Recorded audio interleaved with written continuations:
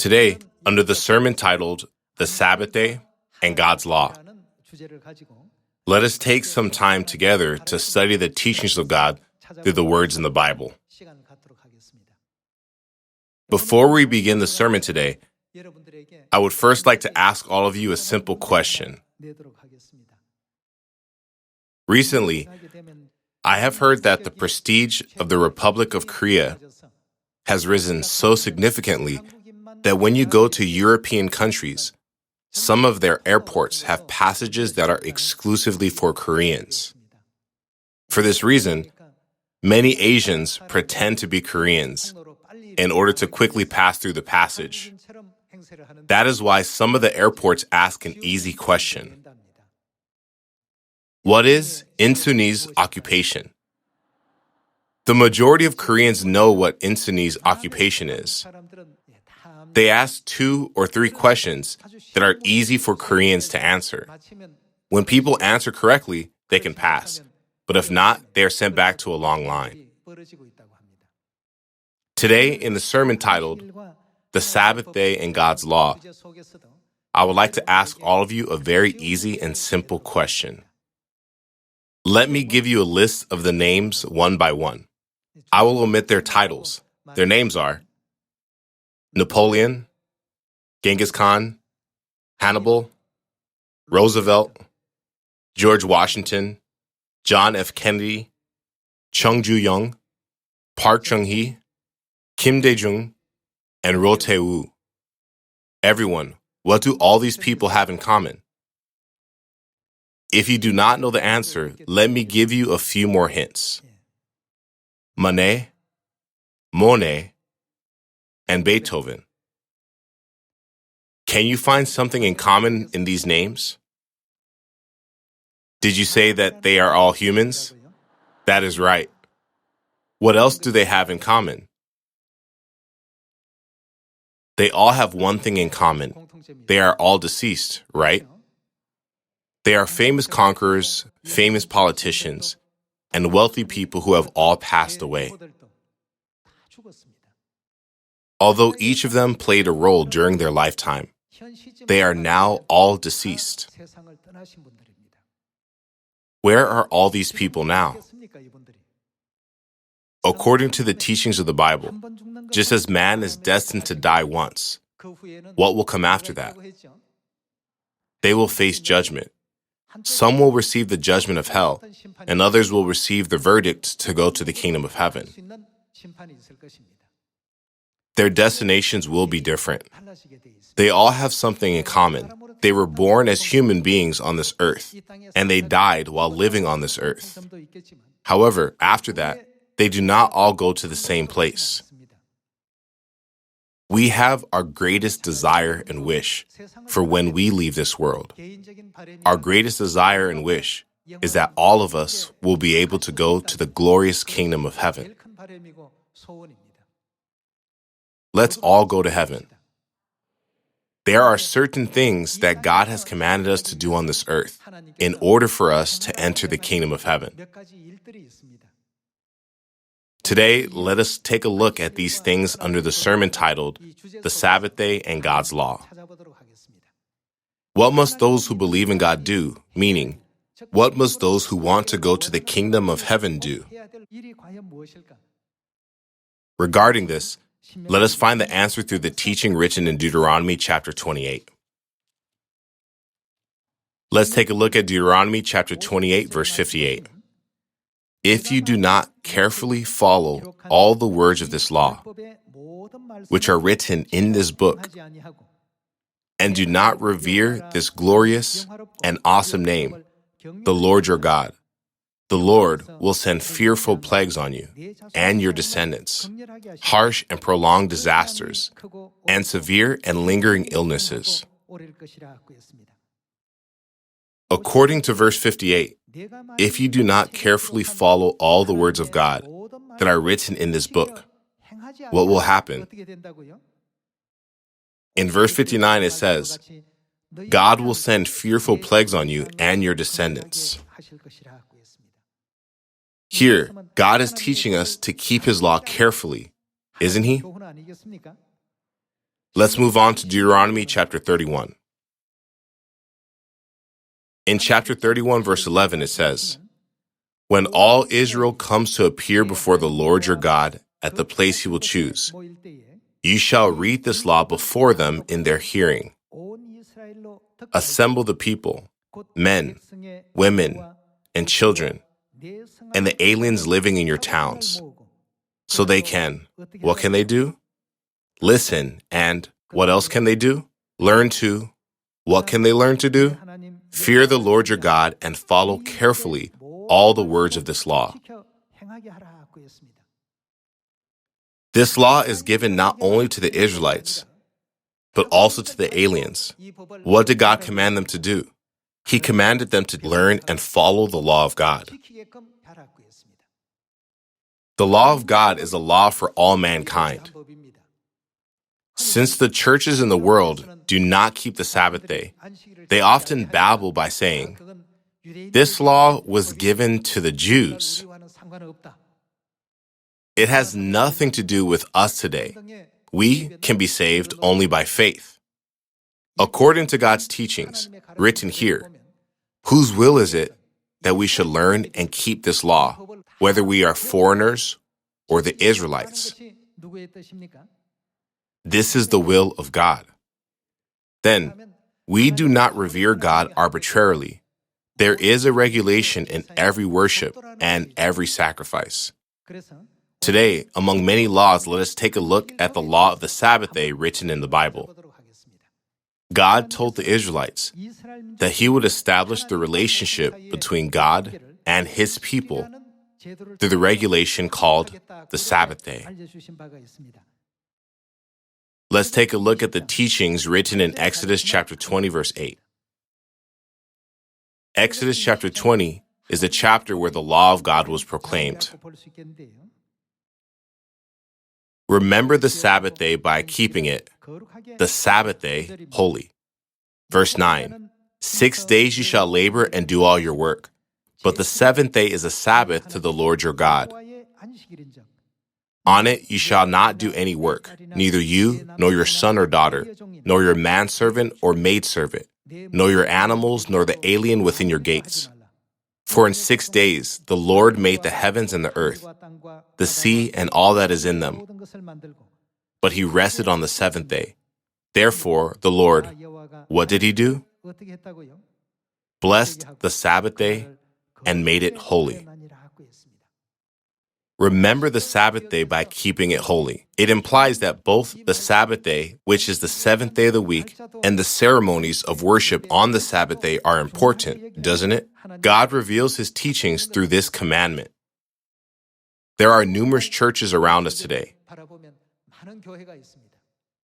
Through the teaching of the Sabbath day, we need to confirm whether or not these churches are on the right path, heading toward the kingdom of heaven, following God's laws correctly.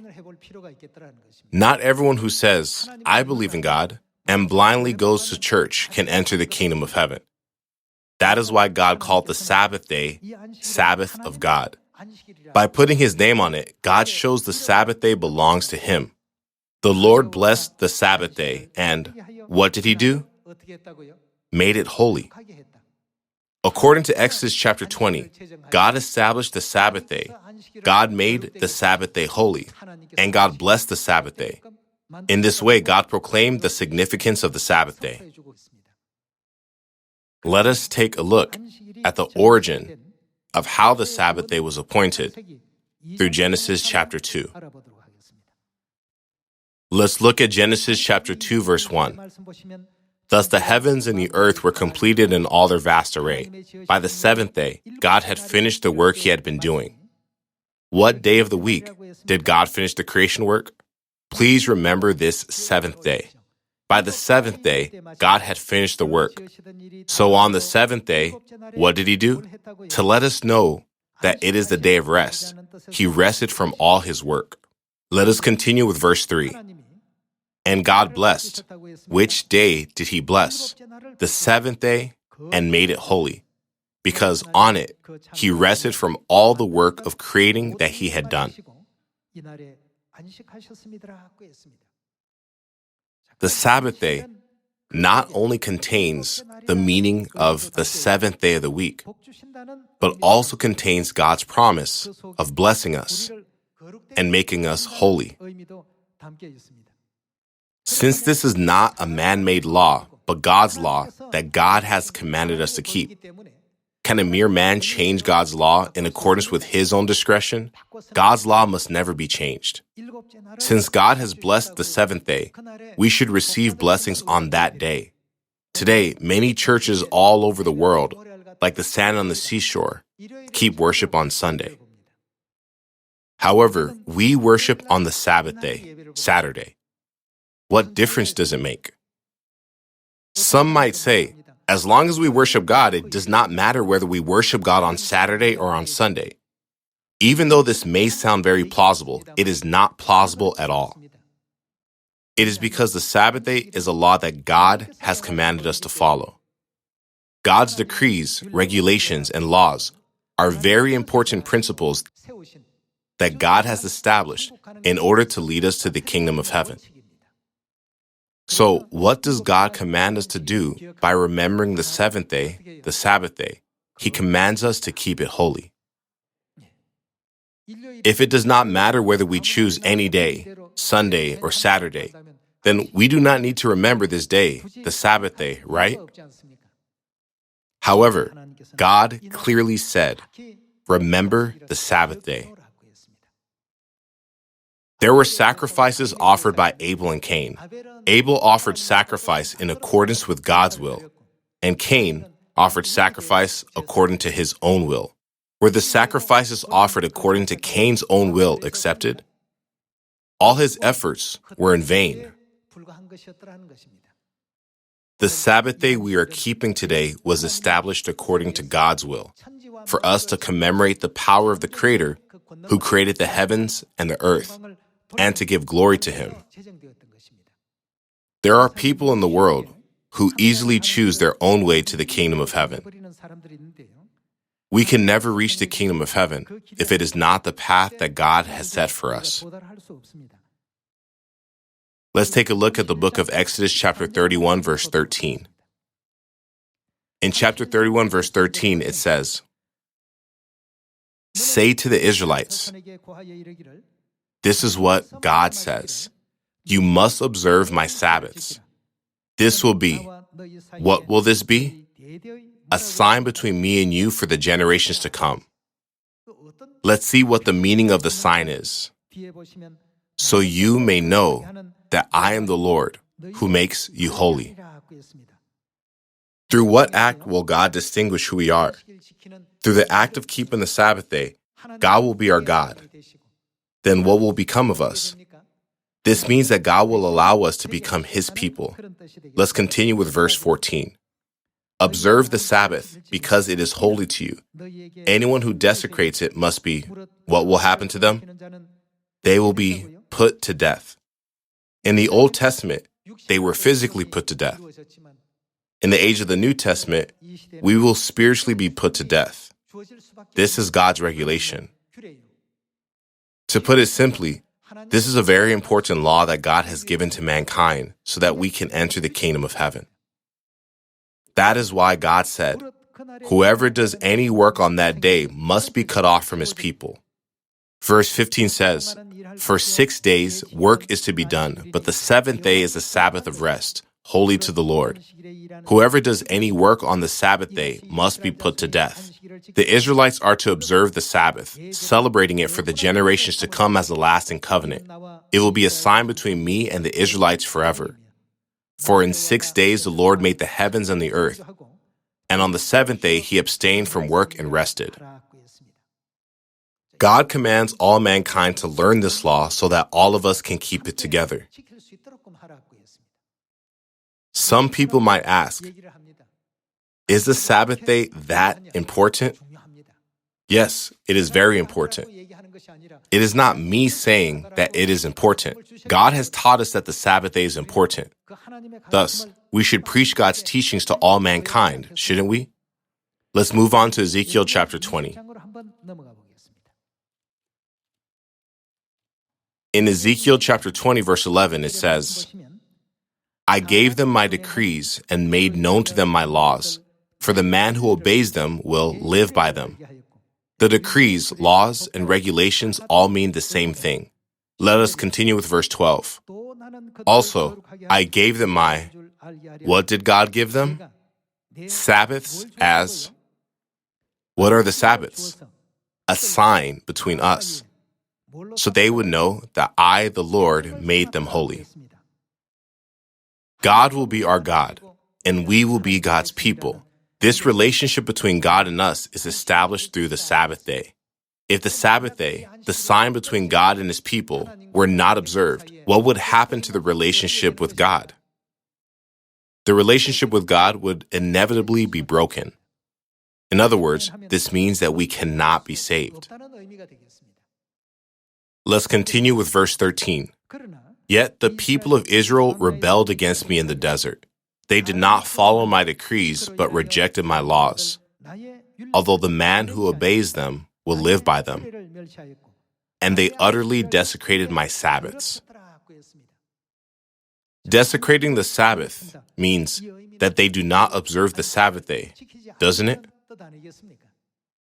If we do not keep the Sabbath day, completely ignoring all the laws that God has given us, but claim to be God's people who believe in God, would this make any sense?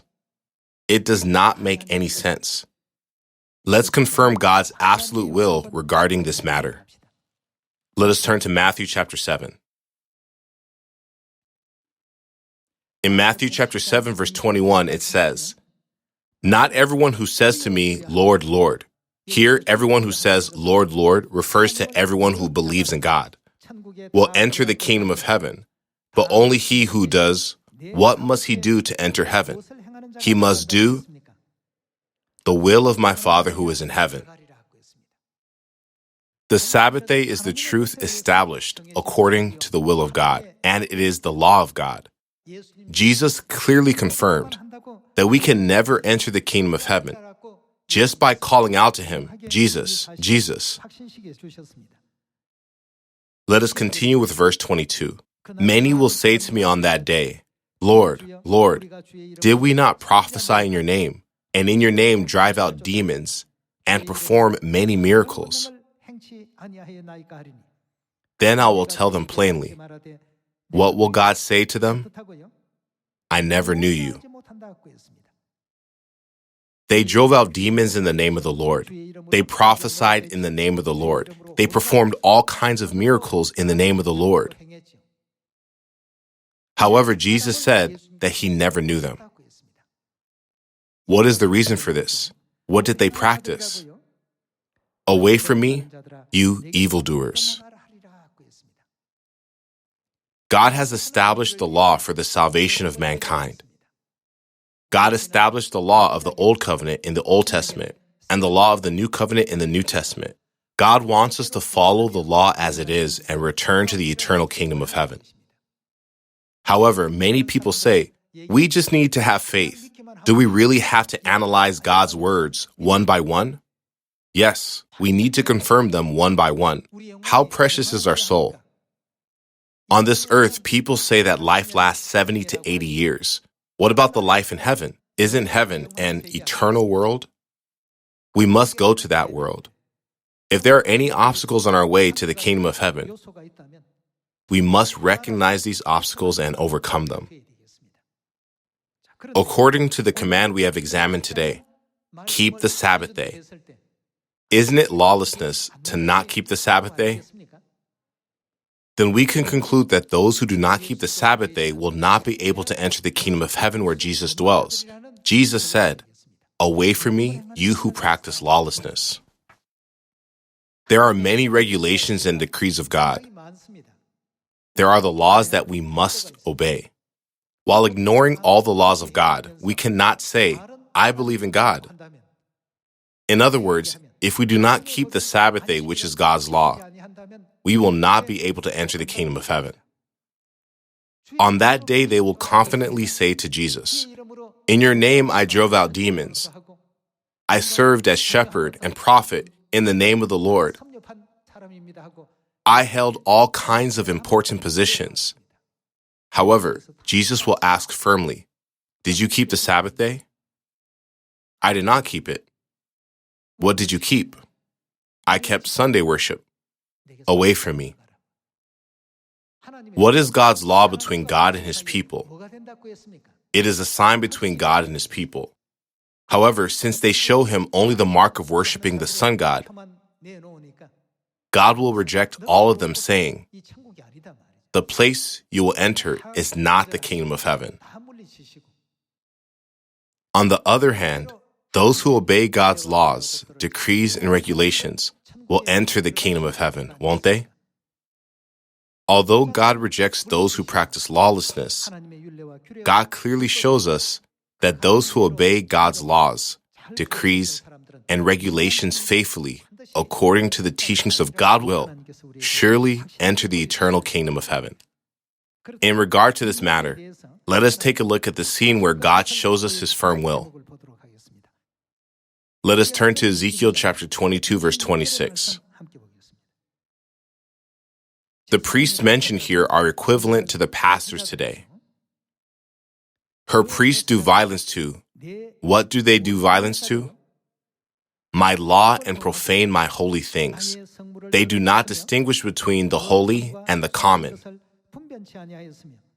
They teach that there is no difference between the unclean and the clean, and they shut their eyes to. What do they shut their eyes to? The keeping of my Sabbaths, so that I am profaned among them. These priests are not glorifying God. Rather, they are in the position of dishonoring God, profaning him, and desecrating his glory. What kind of act is regarded as profaning God? They shut their eyes to the keeping of God's Sabbath. In other words, they do not keep the Sabbath day. Then let us see what kind of people they are in verse 27. Her officials within her are like. What are they like? Wolves tearing their prey. They shed blood and, what do? Kill people to make unjust gain. The Bible says that they are not saving souls. Instead, they are killing souls. Who are they? They are those who do not keep the Sabbath day. These people claim to be prophets and pastors, but do not lead people according to God's law. They are like wolves tearing their prey. They shed blood and kill people to make unjust gain. Let us continue with verse 28. Her prophets whitewash these deeds for them by false visions and lying divinations. They say, "This is what the sovereign Lord says," when the Lord has not spoken. They say, "This is what the sovereign Lord says," even though God has not spoken those things. Has God ever commanded us to keep Sunday holy? There is no such command in God's law. However, the place where they keep such rules is disguised as the true church. How tragic is this? Therefore, through which gate does God tell us to enter? He tells us to enter through the narrow gate.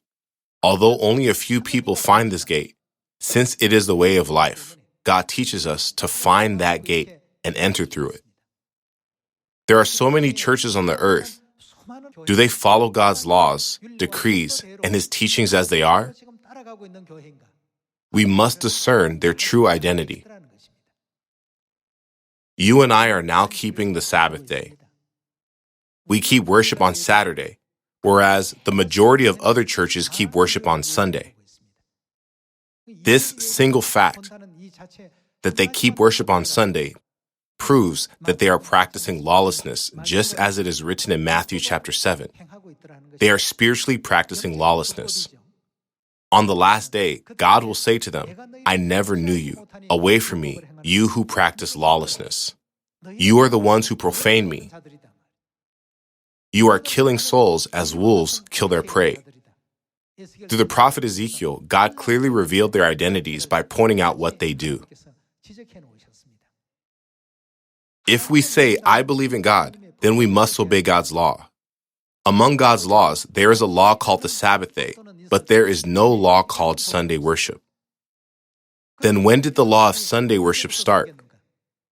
Jesus showed all mankind his amazing power and grace of redemption through the cross. On the third day after his crucifixion, he rose from the dead. Then he ascended to heaven 40 days after his resurrection. 10 days later, on the day of Pentecost, the Holy Spirit of the former rain was poured out on 120 saints, who were gathered in Mark's upper room. From then on, the truth of the new covenant established by Jesus began to be preached throughout the world. That was around the 1st century. At that time, Rome had a religion of worshiping the sun god. As a result, most of the regulations that Christians are practicing today are related to worshiping the sun god. Sunday worship was the day when Romans worshipped the sun god once a week. Christmas was the day when they celebrated the birthday of the sun god. All of these regulations have been adopted into the church and are now disguised as God's laws. What does God say about this? God says, "I am being profaned among you who do not keep my law." When we look at all these things, the Sabbath day is God's truth that must be restored and regarded as sacred. Only those who acknowledge that God created the heavens and the earth and all things can keep this truth of the Sabbath day. It is not just a matter of saying, we keep worship on Saturday and they keep worship on Sunday. Instead, it is a very important law of God that clearly distinguishes whether we are God's people or not from His perspective. Let us turn to Mark chapter 16, verse 9. Chapter 16, verse 9 says, "When Jesus rose early on the first day of the week, the Sabbath day is the 7th day." In Israel, the days of the week were continuously circulated as follows: the first day, the second day, the third, the fourth, the fifth, the sixth, and the 7th day. Since they have the 7-day cycle, what day is after the 7th day? It must be the first day. Since the Sabbath day is the 7th day, we can say that in verse 9, Jesus rose early on the first day, the day after the 7th day. Jesus rose means that he was resurrected. The fact that Jesus was resurrected on Sunday is recognized by all denominations around the whole world. The Bible testifies that Sunday is the first day, not the 7th day of the week. The first day can never be the Sabbath day. Thus, in order to justify Sunday worship, the churches today call it the Lord's Day, since they cannot use the name, the Sabbath day. Everyone, the Sabbath day is the Lord's Day. Jesus said, "The Son of Man is the Lord of the Sabbath." Also, God clearly stated, the Sabbath day is the Sabbath of the Lord. When we know about even this single law, we can easily distinguish between the church that will be saved and the church that can never be saved. We can also distinguish between the church that receives God's promise and the church that does not. Everyone, we must never go to a church that does not keep the Sabbath day. This is what Jesus has taught. "Away from me, you who practice lawlessness." Can't we discern this matter even with the one word from Jesus? Then, you and I are truly blessed by God. Let's give eternal thanks and honor to God Elohim, God the Father and God the Mother, who have allowed us to dwell in the truth of the Sabbath day. By this, I would like to conclude this sermon. Thank you very much.